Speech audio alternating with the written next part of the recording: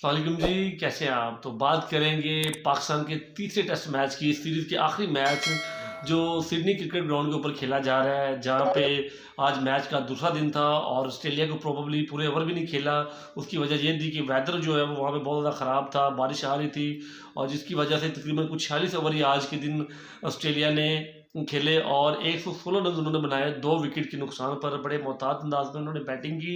लेकिन आज हमने आपसे सारी चीज़ें मतलब तीनों सीरीज़ का जो हमने मैंने पोस्टमार्टम करना है, आपको बताना है कि पाकिस्तान ने कहाँ-कहाँ नेग्लिजेंसी की, क्या-क्या पाकिस्तान के वीक पॉइंट थे, कहाँ-कहाँ पे पाकिस्तान अगर अच्छी परफॉर्मेंस देता तो पाकिस्तान ये मतलब मैच जीत सकता था। हमारा कौन-सा एरिया जहाँ पे हम बहुत ज़्यादा लैग कर रहे हैं। तो आपने सारी वीडियो देखनी, एंड तक देखनी है और कमेंट्स कर दें, सब्सक्राइब कर दें चैनल को और शेयर भी कर दीजिएगा। तो अगर इस इनिंग की पहले तो बात करें तो पाकिस्तान के पास एक अपॉर्चुनिटी थी कि उनको जल्दी से आउट कर लेता। तो मतलब पाकिस्तान की होप्स अलाइव रहनी थी कि पाकिस्तान इस मैच में जीतने की पोजीशन में आ जाता, ड्राइविंग शीट पे आ जाता।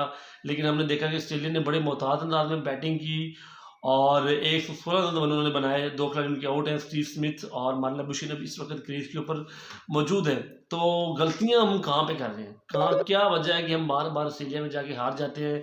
अगर हमारी तरफ किस्मत का रुख होता है तो हम उसका जो है ना खुद से रुख चेंज कर देते हैं, अपॉर्चुनिटी को ग्रैब नहीं करते।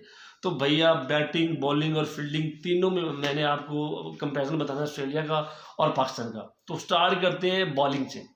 पाकिस्तान की बॉलिंग और ऑस्ट्रेलिया की बॉलिंग को देखा जाए तो ऑस्ट्रेलिया की बॉलिंग तगड़ी है, पाकिस्तान की बॉलिंग कंपैरेटिवली मतलब आसान है। एक्सपीरियंस की कमी है, पेस की कमी है और जो सबसे बड़ी बात है वो लाइन और लेंथ की कमी है। आप देखेंगे ऑस्ट्रेलिया ने जो पाकिस्तानी बैट्समैन को बॉलिंग की, वो उनकी एक लाइन और लेंथ थी, एक स्ट्रैटेजी के तहत वो बॉलिंग करते हैं। मतलब अगर उन्होंने 6 बॉलें करवाई हैं तो बिलीव करें कि 5 बॉलें ऐसी होती हैं या तो बैट्समैन बड़ी मुश्किल से उनको डिफेंस करता है या बड़ी मुश्किल से सिंगल लेता है। एक बॉल शायद उनको ऐसी मिल जाए जहाँ पे उनको हिट करने की शायद कोई अपॉर्चुनिटी बनती हो, अदरवाइज वो बड़ी तगड़ी बॉलिंग करते हैं और उनकी फील्डिंग भी उनके अकॉर्डिंग होती है। किसी वजह से अगर कोई उनका मतलब बुरी लेंथ पे, गलत लेंथ पे बॉल गिर भी गया है तो बैट्समैन को बड़ी एक्स्ट्रा एफर्ट करनी पड़ती है क्योंकि फील्ड उन्होंने इस तरीके से सेट की होती है। दूसरा जो पाकिस्तान की बॉलिंग का जो डिफरेंस ये है कि उनकी एवरेज जो स्पीड है उनके बॉलर तीनों की मिलाया जाए, मिचेल साहब को, पैट कमिंस को, जोस हेजलवुड को, तो 135 के राउंड अबाउट उनकी एवरेज स्पीड बनती है। जबकि पाकिस्तान की बॉलिंग का कंपैरिजन किया जाए तो पाकिस्तान 128, 29, 30, इवन कि 125, 26 की रफ्तार से भी शहनशाह अफरीदी ने, उसामा मीर ने और मीर हमजा ने और हसन अली ने बॉलिंग की है। तो देखिए कितना बड़ा गैप है उनकी बॉलिंग में और हमारी बॉलिंग में, और फुकदान है हमारी बॉलिंग में लाइन और लेंथ का। मतलब कोई बॉल आगे फेंक देते हैं, कोई पीछे फेंक देते हैं। मतलब 6 बॉलें अगर पाकिस्तान की बॉलर करते हैं तो उसमें तो 4 बॉलें तो ऐसी होती है जिसको वो आसानी से डिफेंस कर लेता है। ये शॉट भी लगाना, चौका भी लगाना इतना मुश्किल नहीं होता और ऊपर से हमारी फील्डिंग को भी समझ नहीं होती कि वो हमने क्या सेट की है। 2 बॉलें ऐसी होती है जहाँ पर उनको खेलने में प्रॉब्लम होती है, ये एक बॉल उसमें क्या लेंगे जो विकेट टेकिंग डिलीवरी होती है बस।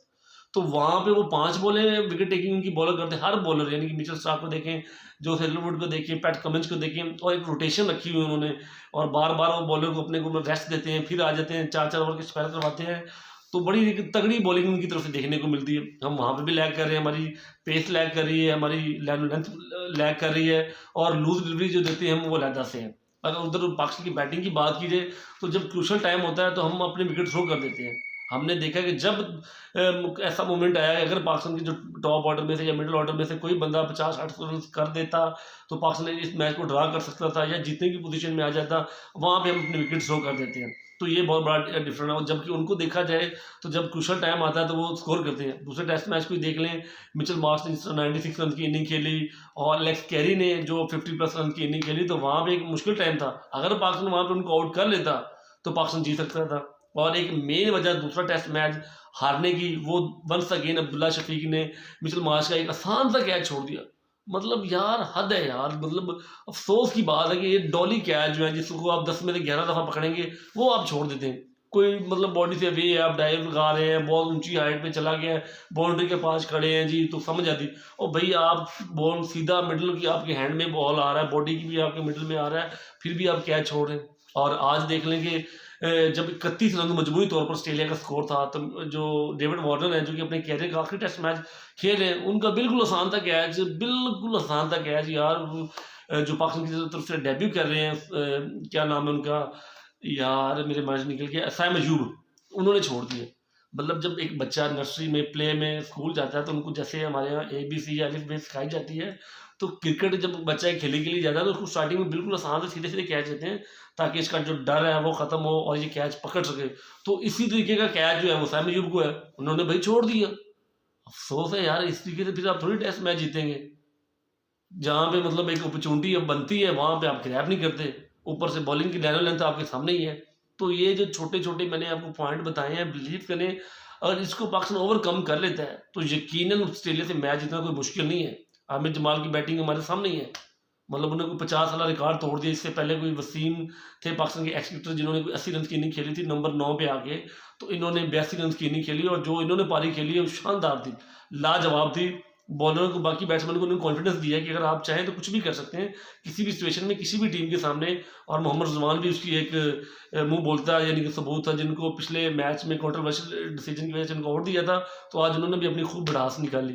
उम्मीद करता हूँ आपको ये वीडियो पसंद आई होगी। मिलते हैं एक नई वीडियो के साथ। अल्लाह हाफ़िज़।